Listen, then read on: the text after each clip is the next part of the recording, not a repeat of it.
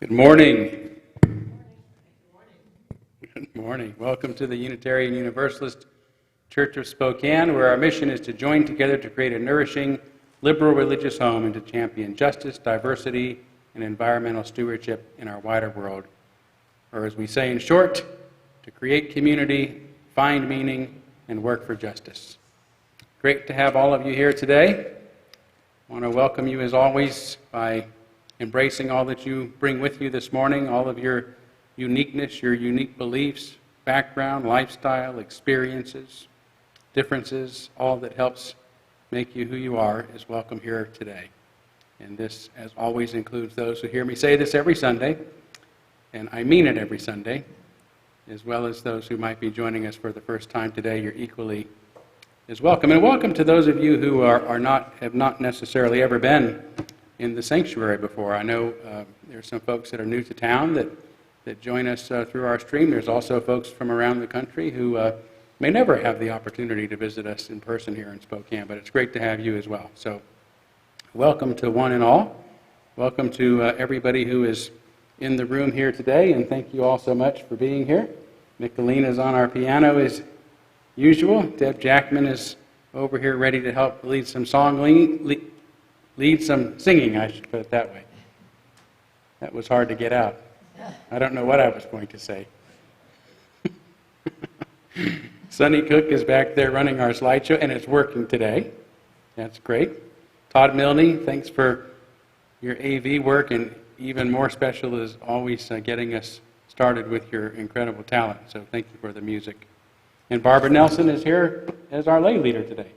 So thank you so much. Good to have you. Let's see what I have here. Anything special? Well, let's see. We are having our usual social hour today following the service, so you can find the link in your weekly email. Just type in UUCS in your search bar and it should come up as one of your most recent emails from that address. And also, I won't be in the pulpit next Sunday. I'll take that Sunday off, so I want to wish you a happy holiday, a happy Thanksgiving now. I know that these are strange times we're living in, and maybe some of us feel we have to stretch to find as much gratitude as we would like, especially when we can't be as close to those we usually celebrate that holiday with as usual, or at least maybe we shouldn't be. Yeah, but there is lots to be grateful for. Grateful that we can still connect with each other. Grateful that the times are changing and looking more positive for us. There's a new administration about to take office. There are a couple of vaccines, actually almost 3 now, that have been approved and should be distributed, and folks start being inoculated soon as well. So I think we're seeing a light at the end of this tunnel and have much to be grateful for, even in the midst of our despair. So I hope you do have a really happy Thanksgiving and can use this opportunity especially to reflect upon what good things are going on in our lives and in our world, because they're there. Yeah, so it's always a bit of gratitude to be able to manage to interact with each other on Sunday mornings, even though we're all in our separate locations. So let's go ahead and move into our greeting of one another now. And however you have gotten used to doing that, please feel free to reach out to somebody you're thinking of this morning.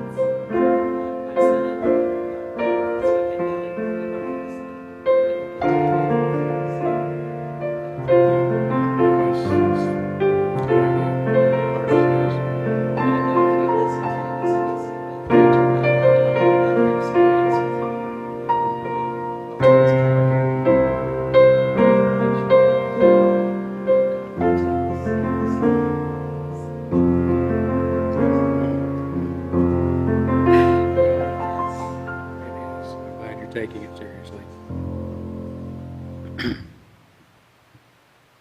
All right, and please do stay in touch with each other during the week in whatever ways you can, but let's move forward now by lighting our chalice, the symbol of our faith, the symbol of our unity and our solidarity, of our openness and our inclusion, of our community and our individual uniqueness.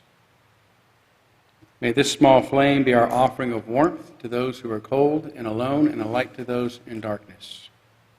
May it be a flame that ignites justice in our world and a beacon of hope to those in need, and may it reflect at least a spark of truth wherever truth has been lost, and cast a healthy shadow of doubt wherever it's been found.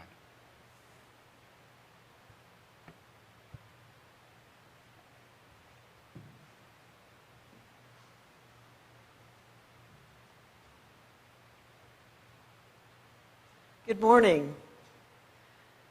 For our opening reflection, I will be reading the words from Reverend Joan Javier Duval, minister of the Unitarian Church of Montpelier, Vermont. I invite you to relax and breathe slowly, moving into a state of reflection. You are beloved and you are welcome here. Whether tears have fallen from your eyes this past week or gleeful laughter have fallen out of your smiling mouth, you are beloved and you are welcome here, whether you are feeling brave or brokenhearted, defiant or defeated, fearsome or fearful. You are beloved and you are welcome here, whether you have untold stories buried deep inside or stories that have been forced beyond the edges of comfort. You are beloved and you are welcome here, whether you have made promises, broken promises, or are renewing your promises. You are beloved and you are welcome here, whatever is in your heart, however it is with your soul in this moment. You are beloved and you are welcome here, in this space of welcome and acceptance and commitment and recommitment of covenant and connection. Let us worship together.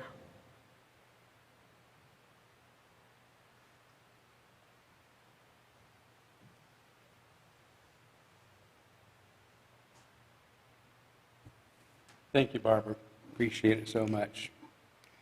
We're now going to kindle our candles of care for those who are most on our hearts and minds this morning. And so Barbara's going to help us kindle the candles here, but if you have candles at home or a virtual candle that you want to light, you can do that, of course, as well. I didn't get any specific requests, but for one, my dear friend, Reverend Happy Watkins, called me yesterday. And just as happy as always, but said, Todd, I just got out of the hospital. I mean, he was literally getting out of the hospital, like calling me, from leaving the hospital. He'd been in about 6 days for some heart problems, and it took him a while to get him regulated, but he, was energized and off to the next thing, and let me know that he was going to be helping some families for Thanksgiving get the quality meals that they would enjoy, and asked if we'd like to help. So I'm going to give Happy a grant from my discretionary fund, thanks to you. So I'm extending your generosity to our wider community this Thanksgiving holiday. And of course we're lighting a candle for dear Happy Watkins, who's just an incredible presence in my life, but also an incredible presence in our community. So I'm glad that he's out of the hospital, that he sounds great, and that he reached out to us. So let's take a moment of silence on behalf of others you might be thinking of, and wherever you're at, feel free to name them aloud at this time if you'd like.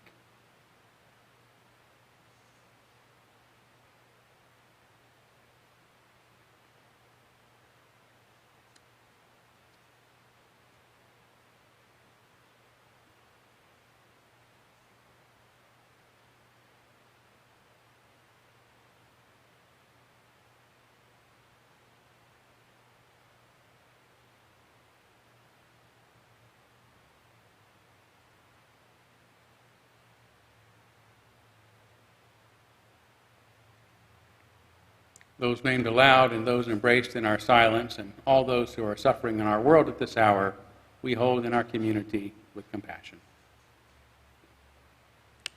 We are having a special collection this month, as I mentioned last week. We have decided to go ahead and promote the special collection throughout the month, since we are kind of isolated and home, and you're always able to contribute by going to our website and doing so, or mailing in a check at any time that you'd like. So, a reminder, this month's special collection is for NAMI, Spokane. That stands for the National Alliance on Mental Illness, and its mission is to improve the quality of life for all those affected by mental illness by providing advocacy for coordinating delivery of education, support, and recovery. And it's estimated that 1 in 5 Americans live with some form of mental health condition, and that means all of us are impacted by it because we have members of our own families and friendships that we care about. So if you wish to support this important work, again, you can mail a check to the church. Just be sure and put special collection and the date in the memo line, or you can go online on our church website, go to the donation section, make your donation in the special collection field, and also include today's date. So thank you again, as always, for your generosity. I keep looking at that clock. I don't know why. I know where the camera is. So if I seem distracted, it's because I'm watching the clock. But anyway, sincerely, thank you so much for your generosity. Okay, it is now time for our story for all ages. So gather round, do whatever you do when you prepare for this exceptional part of our service.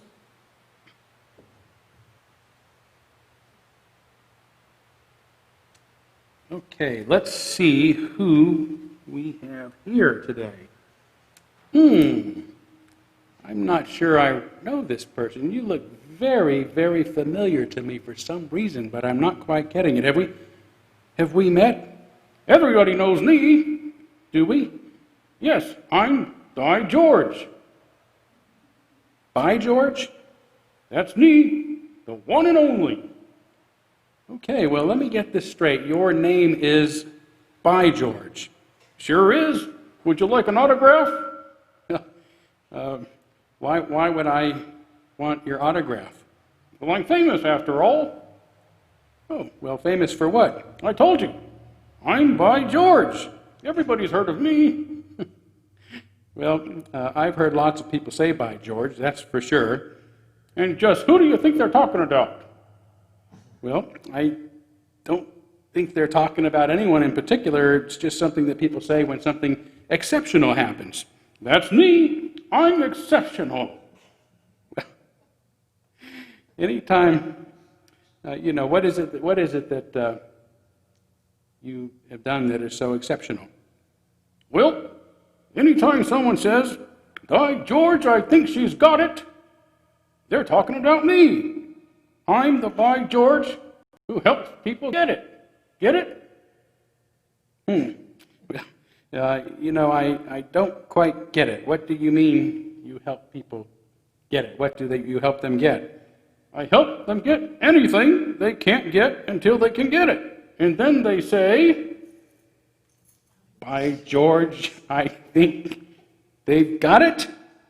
By George, I think you've got it." Well, By George, I think I really do got it, or get it. You're the By George who helps people understand things they didn't understand before.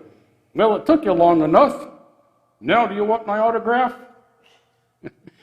You sound awfully proud of yourself. There's nothing awful about being proud of doing a good job and being at your desk. Well, that's I suppose that's true. So you should be proud of helping so many people get it, whatever it is. But don't you think that everybody is exceptional in their own way? Everyone is unique in their own way, but everyone isn't exceptional. If everyone was exceptional, they'd be usual, which is the opposite of exceptional.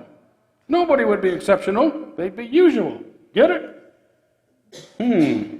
Well, I don't get it. Isn't being unique and being exceptional the same thing? Well, you don't have to do anything to be unique. We're all born unique. But being exceptional takes lots of practice and hard work. I think I do get it. So if you want to be an exceptional musician, or an exceptional artist, or an exceptional athlete, or an exceptional student, or anything else, it takes lots of time and effort and dedication. By George, I think you've got it. Well, and it's about time, I think, isn't it? It is about time. I've got to go. I'm having lunch with my cousins. Oh, with your cousins. Who are your cousins? Oh, my God, and by golly. Well, we enjoyed having you. Thanks for coming by George. It was exceptional. Bye-bye, by George.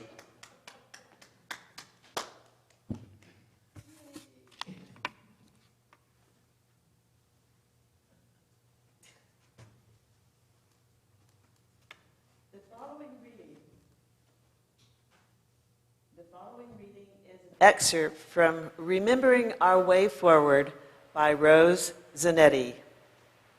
In the face of ongoing racism and oppression, polarization, and human-caused destruction of the earth, giving and taking perspective with authentic curiosity and humility offers us the possibility to generate meaningful change in the world.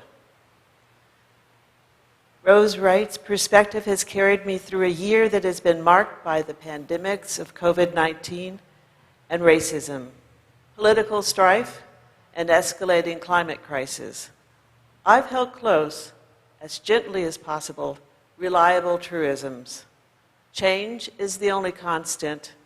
Life tends towards life. I affirm I am not alone. In the end, death comes to us all.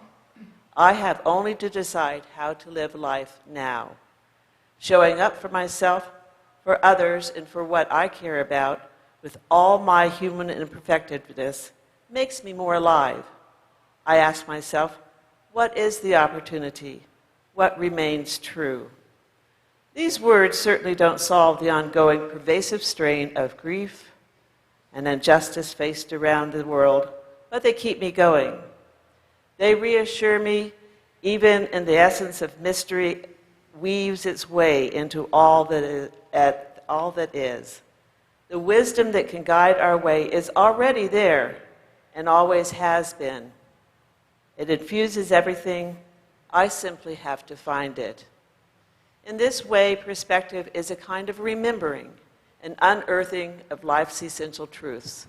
We peel away that which clouds our view, or we take a different vantage point to more clearly see the mystery, awe, blessing, and plain simplicity, reality at the heart of all that is.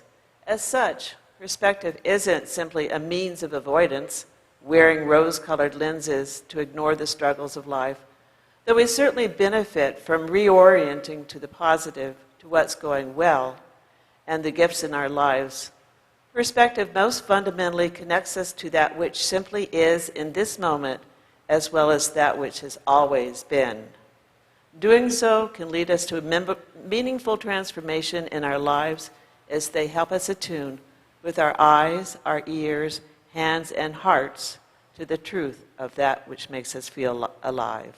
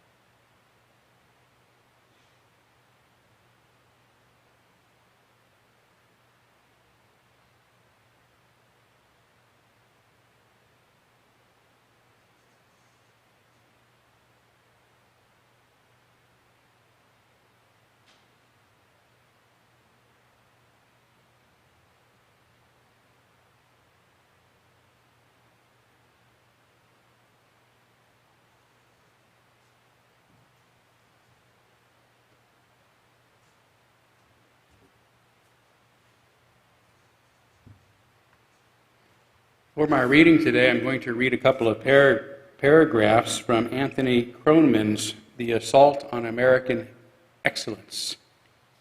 He was a former dean of the Yale Law School.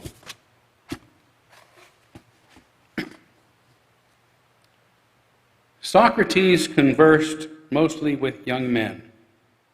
As a general matter, the teacher in a college seminar is also older than her students. And while it would be insulting for a speaker in the park to treat those in the audience as children, a college teacher needs to take her students' youth into account. Some teachers are surprisingly childish, and some students precociously mature. Still, as a general rule, the teacher is more of a grown-up than her students and needs to be mindful of certain developmental facts. The most important of these is the capacity for reasoned arguments grows over time. Young people are not only less able to take a third-person view of themselves than those who are more mature, they are less able to accept critical judgments delivered from this perspective. They are more attached to their feelings and private experiences and more inclined to retreat to them when challenged in uncomfortable ways. These reactions are as natural as being human. They are part of being human. With luck and help, they become less pronounced as one matures. But this means that the students in a college seminar are likely to have a more difficult time living up to the demands of the conversational ideal just on account of their youth. Teachers need to keep this in mind.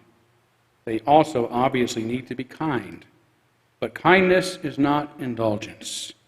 Students have to be taught, gently but firmly, that although their private feelings and personal experiences may always be expressed and should always be given a hearing, they are never an authoritative basis for deciding any question at all.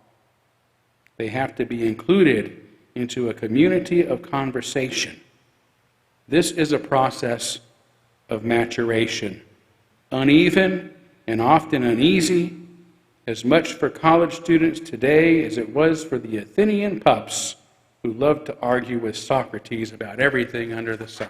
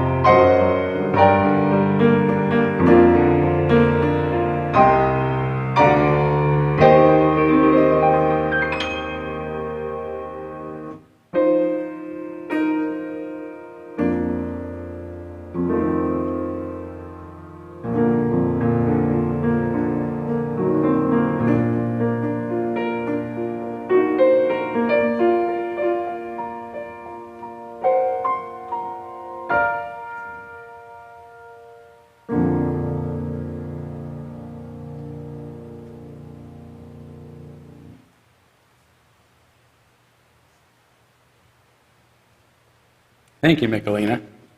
Beautiful.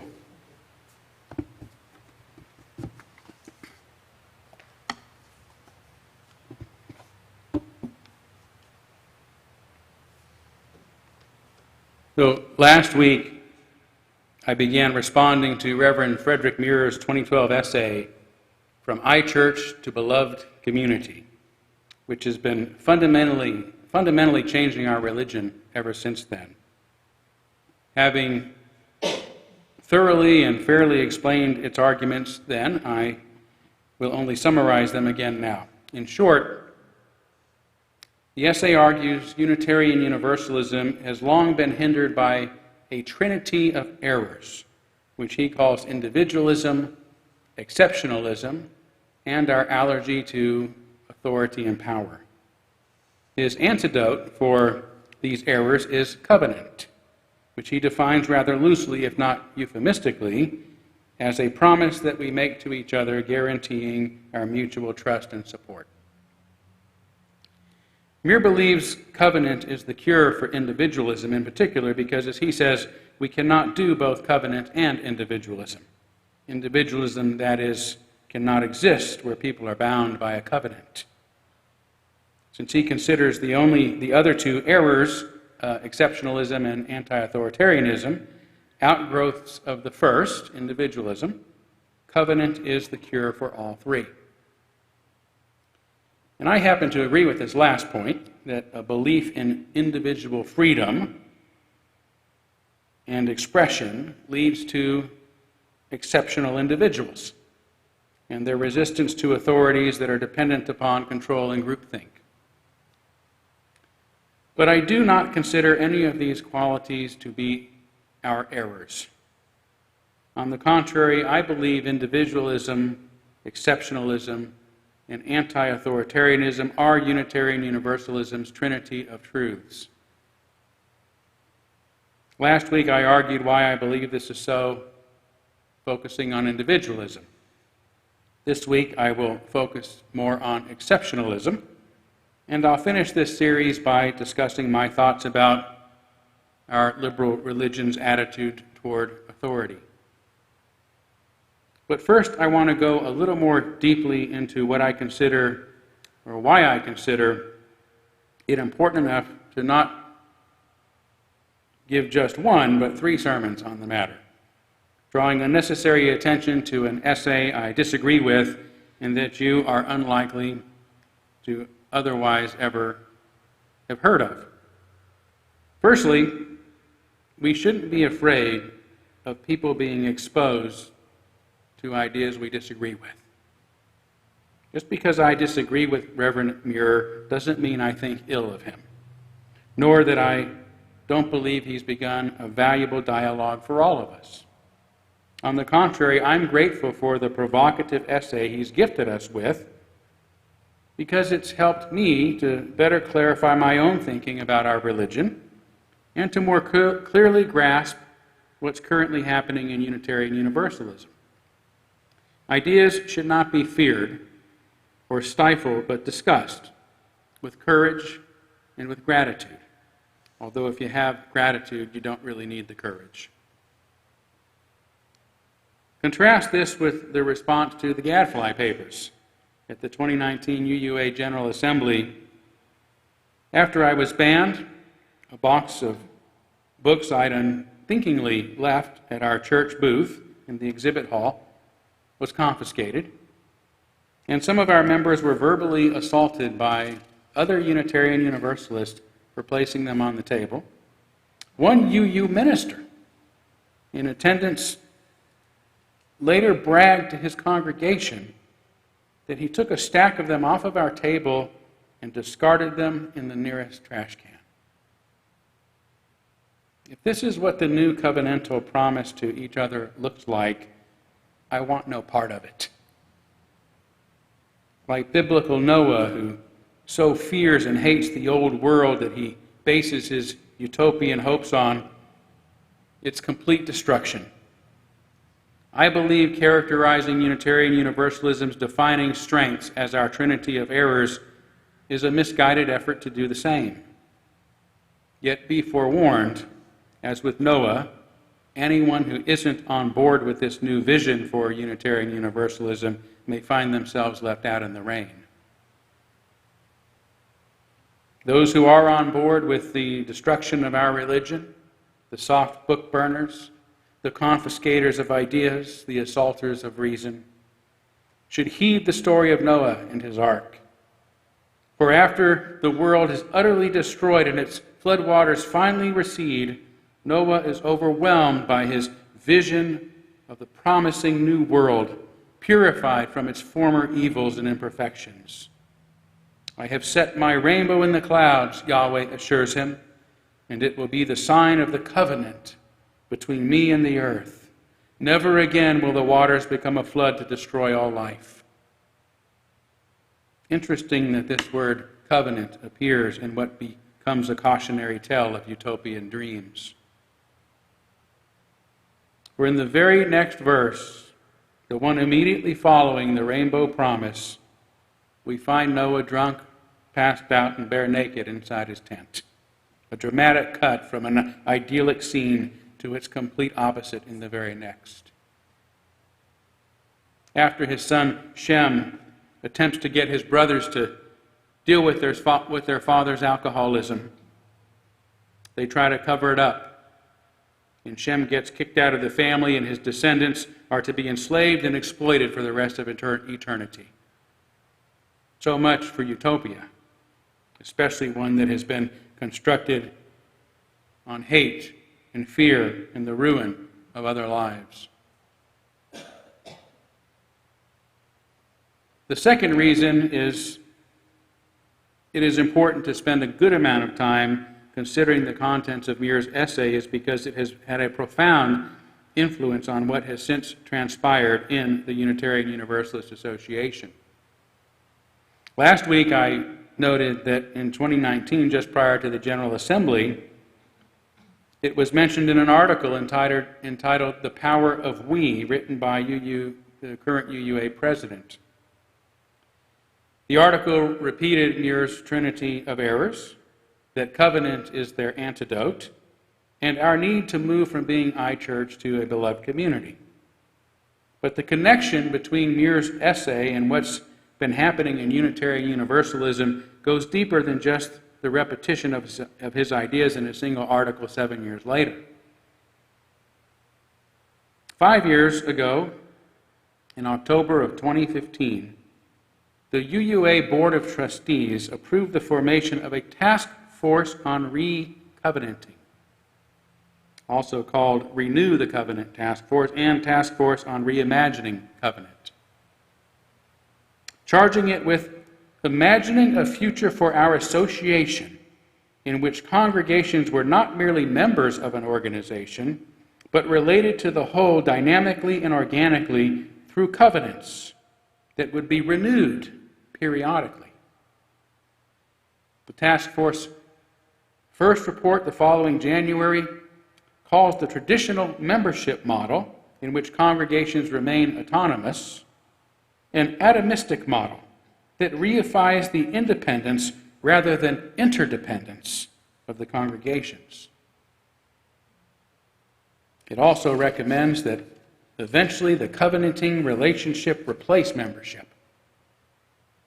This is so even though the report itself acknowledges its current bylaws state the primary purpose of the association is to serve the needs of its member congregations, which it would have to convince a General Assembly delegates or delegation to eliminate in order to officially carry out a change that already appears to be well underway. A few months later, at the 2016 General Assembly in Columbus, Ohio, the UUA moderator at the time began his annual report by holding up and recommending everyone read a 2016 book edited by Reverend Frederick Muir, entitled Turning Point, Essays on a New Unitarian Universalism, while discussing proposed changes to the association's governance structure. Muir challenges us to correct and acknowledge our trinity of errors, the moderator said.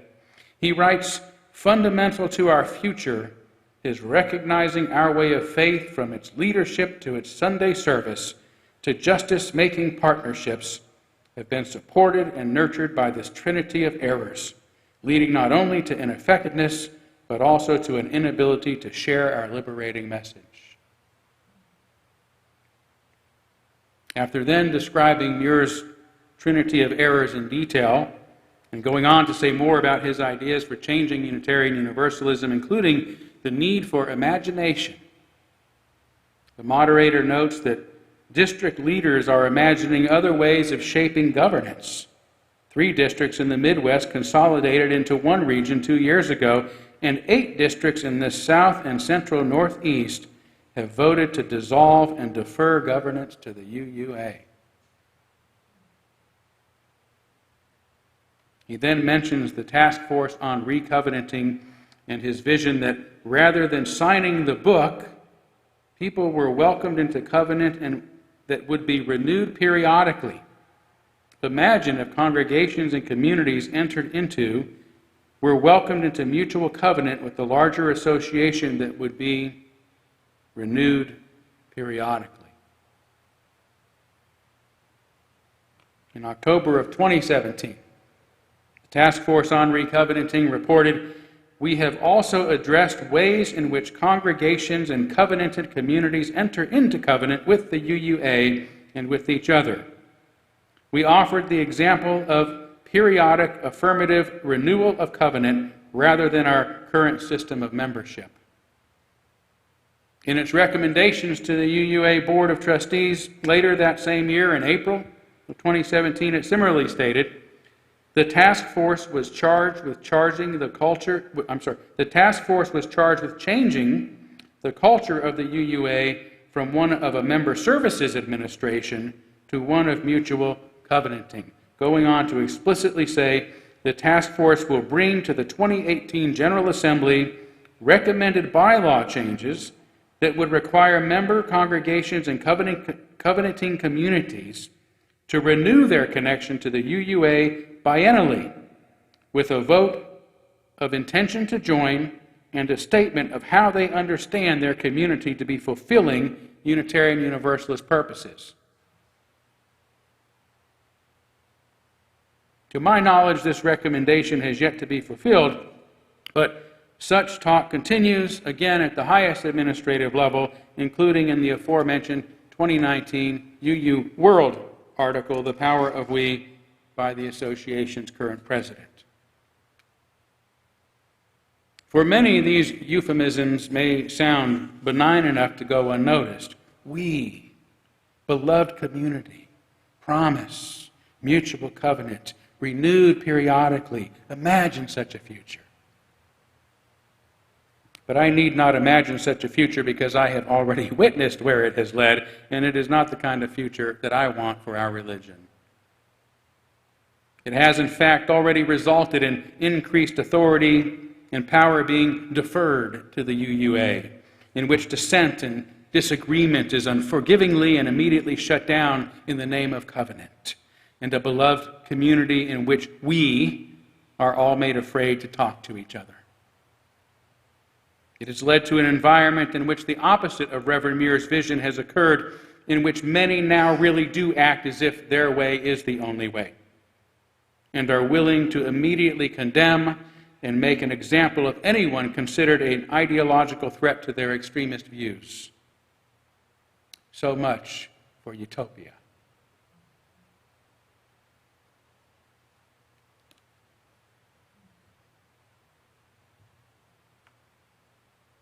As I heard one minister say when all this started early on, meet your new overlords.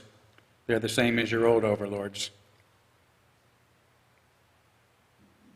And not to be overlooked is the recommendation the official covenant, whatever it becomes, should be periodically renewed with a biennial vote from each congregation, along with a statement explaining how they are fulfilling the Unitarian Universalist purpose. So while we're using our imaginations, let's imagine what might happen if a congregation doesn't fully agree with the renewed covenant that it's being asked to accept? Or what might happen if its explanation of how it's been cooperating isn't considered acceptable? Or if it continues to support a minister who's been officially excommunicated after being branded racist, homophobic, transphobic, ableist, and classist? What happens after the UUA's transformation from a membership organization into a covenantal institution, which has successfully consolidated its power for the purpose of assuring better cooperation and accountability, becomes complete? Frederick Muir believes Unitarian Universalist exceptionalism is one of our fundamental problems, and we must rid ourselves of its burden if we are to fulfill his more perfect vision of our future. As far as I'm concerned, however, we are being asked to rid ourselves of the very qualities that do make us exceptional. The qualities that make us Unitarian Universalist.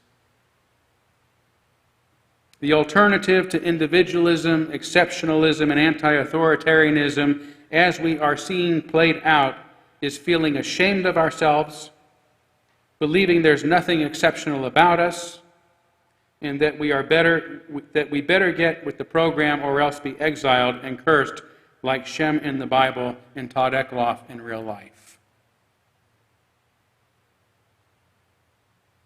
My 30 years of experience, both as a Unitarian Universalist and a Unitarian Universalist minister, seems to have been quite different than Reverend Muir's. Having visited and worked with many congregations over the years, I have not witnessed any of their members who have claimed that ours is the only way, as he has. On the contrary, I would describe this as the very opposite of my experience and the antithesis of our liberal religion. Yet I would also argue that our religion is unique for this very reason, because such behavior is contrary to what is often true of religion in general. And at least until now, ours has been a dogmatic, non-creedal, non-theistic, and open to the influences of reason, science, dissent, and the wisdom of other faith traditions, which I consider exceptional. Just because we believe ours is a legitimate way is not the same as considering it the only way. So why should its ministers not preach about its exceptions, or its members not speak about them when explaining their unique religion to others? If any religion were not considered exceptional, even in some small ways, why would anyone be part of it? In practice, however, as I argue in the Gadfly papers, the opposite is more often true. Most Unitarian Universalists cannot easily explain their religion due to its decades-long identity crisis that is now being taken advantage of, in my opinion. Our common quest for the elusive elevator speech, I say, to explain what Unitarian Universalism means is but one symptom of our own organization's identity crisis. After more than 5 decades since the merger, many Unitarian Universalists still don't know how to adequately describe their religion to themselves, let alone to others. Some find it with so little meaning of its own that they feel compelled to add other traditions to the mix, describing themselves as Buddhist UUs, Christian UUs, pagan UUs, humanist UUs, and so on. I also note in Gadfly that a 2005 UUA Commission on Appraisal report entitled Engaging Our Theological Diversity sought to help resolve the identity question by asking what holds us together.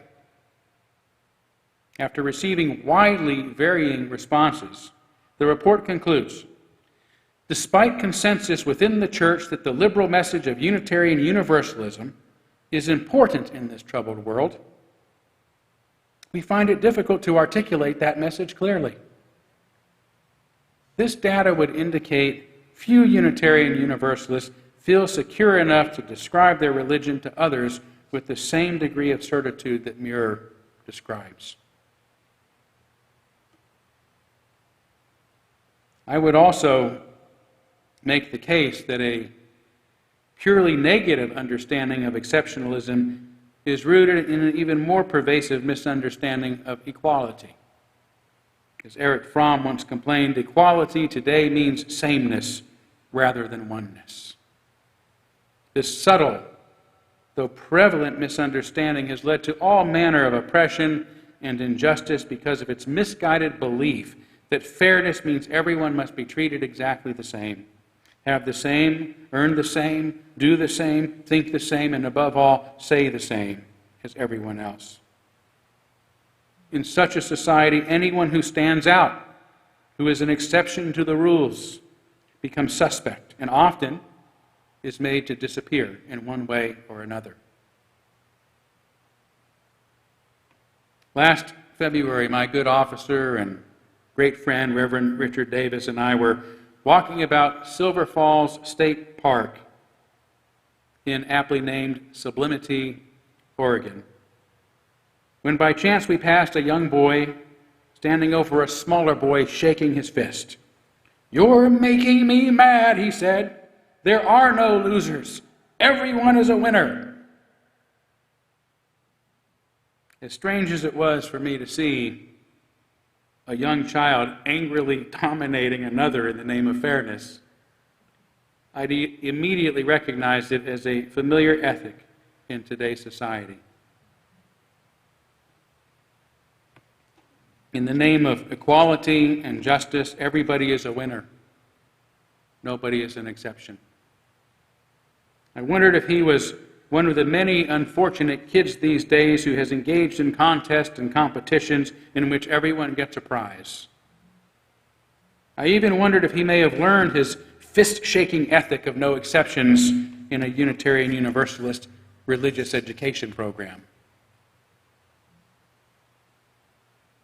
The same confusion also applies to some definitions of equity. Its meaning has been depicted by a familiar image of a group of children standing on different sized boxes so that they are all at the same height when looking over a tall fence. And it's an appropriate image for depicting what must occur for every individual to have fair access to society's benefits and opportunities. Although true equity, as someone recently said, might be better achieved by tearing down the fence that's in everybody's way.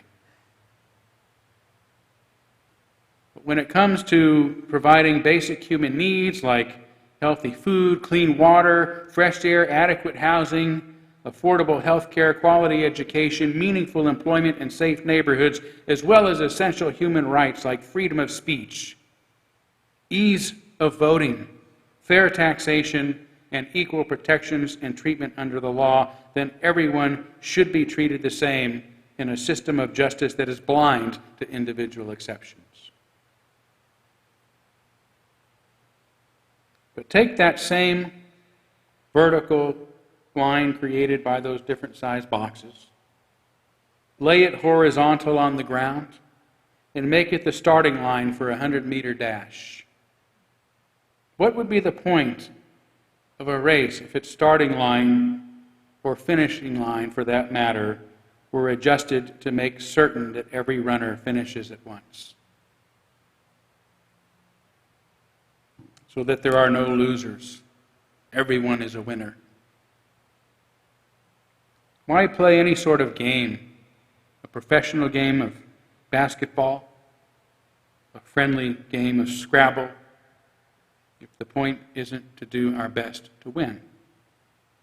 And what would any enterprise or effort be without those who make exceptional contributions and accomplishments? What would any society, discipline, or vocation be without its innovators, outliers, rebels, misfits, and superstars who stand out as exceptional? What would the world be if cleansed of its Einsteins and Mozarts and Mother Teresas, or without the ability to stand upon the shoulders of giants, without those able to make giant leaps for the rest of us? Life would be meaningless if, as individuals, we were not allowed to excel and stand out among others for our excellence, nor recognized for our exceptional achievements, nor allowed the pleasure and pride of an occasional win. None of this is to argue that Unitarian Universalism, although exceptional in many ways, is the best and only way. But those of us who choose it, after considering and experiencing other options, have found it the best way for us, and may very well think it is the best there is. Should we settle for what we consider to be the second, or the third, or the fourth, or even the last best option? Are all religions, and by extension all beliefs and ideas, equally sound? Determining one's religion to be the best doesn't necessarily mean we want to force it upon others, nor result in belittling those who have chosen a different path. The quality of embracing and supporting those of other faiths is itself an example of Unitarian Universalism's exceptional approach to religion. And I wouldn't want to change that for the world. Thank you.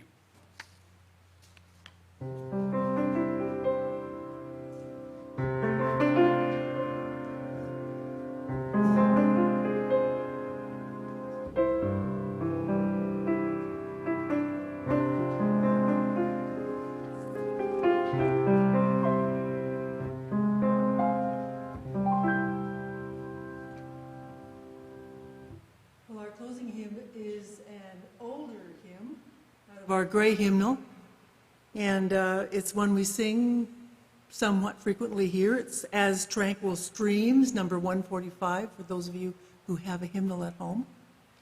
And I think these words apply very well. They apply to individual churches as a whole and ours. Please sing it with me, and then stick around for the postlude, and we'll sing some words together on the song River, too. As Tranquil Streams.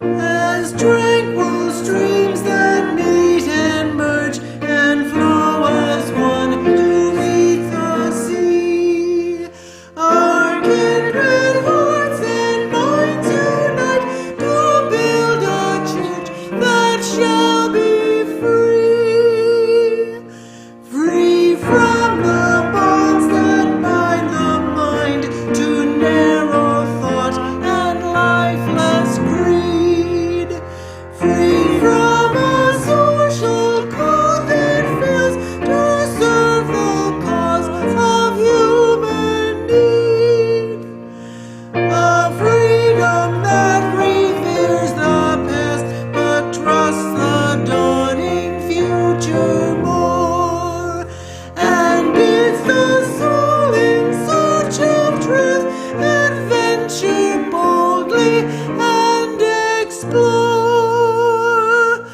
Prophetic church, the future waits your liberating ministry. Go forward in the power of love, proclaim the truth that makes us free.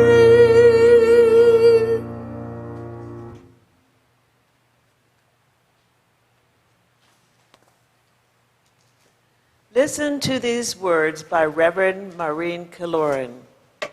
No matter how weak or how frightened we may feel, we each have gifts that can make a difference in the world.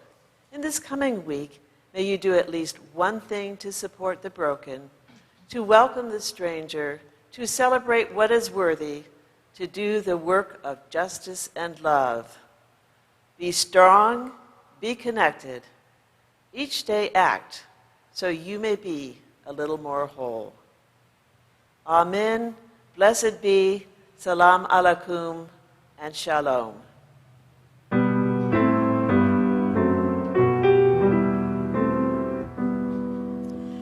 Shalom.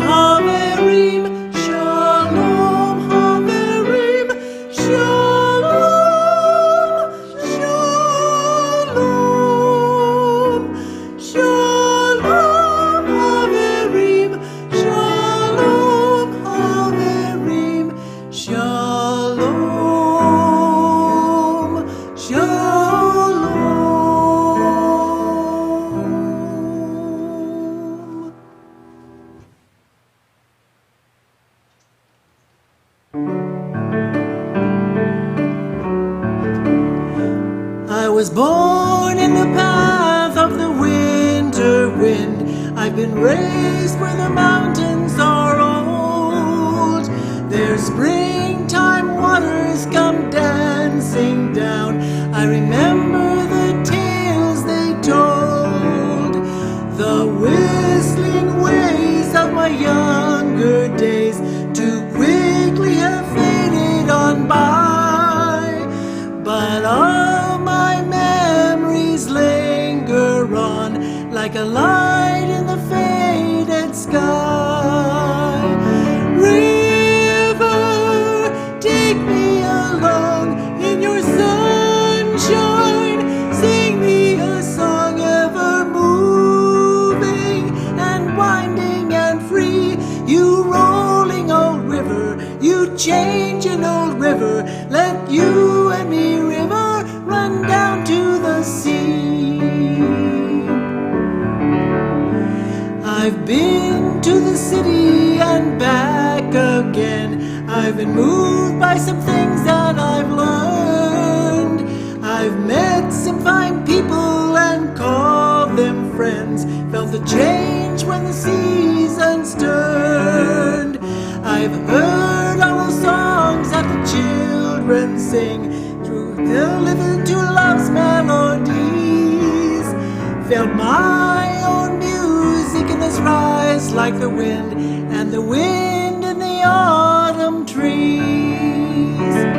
River, take me along in your sunshine.